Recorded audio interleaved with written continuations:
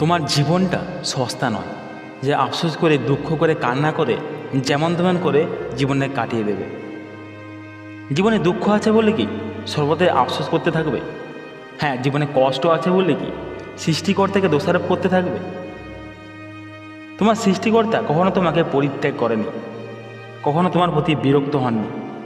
তোমার রব তোমাকে এত দেবেন যে তুমি খুশি হয়ে যাবে, কিন্তু তার জন্য সে তোমার একবার পরীক্ষা নেবেনি, তোমাকে একবার যাচাই করবেনি যে তুমি মানসিক দিক থেকে কতটা শক্তিশালী।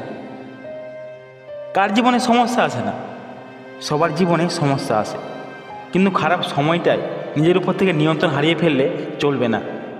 হ্যাঁ, আমরা সবাই জানি জীবনে খারাপ সময় এলে নিজের আবেগকে নিয়ন্ত্রণ করা অনেক কঠিন হয়ে পড়ে, কিন্তু কঠিন সময়ে আবেগের অনুভূতিগুলিকে নিয়ন্ত্রণ করতে না পারলে জীবন থেকে এক এক করে সব কিছু ধ্বংস হয়ে যেতে পারে।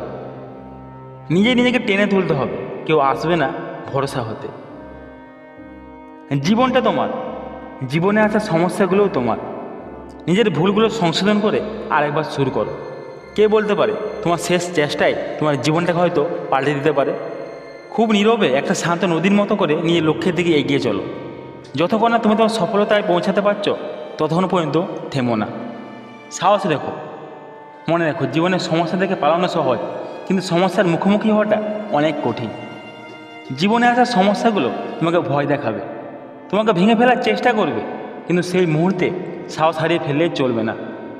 জীবনের এই কঠিন যুদ্ধক্ষেত্রে তোমাকে সংগ্রাম চালিয়ে যেতে হবে, ভেঙে পড়লে চলবে না।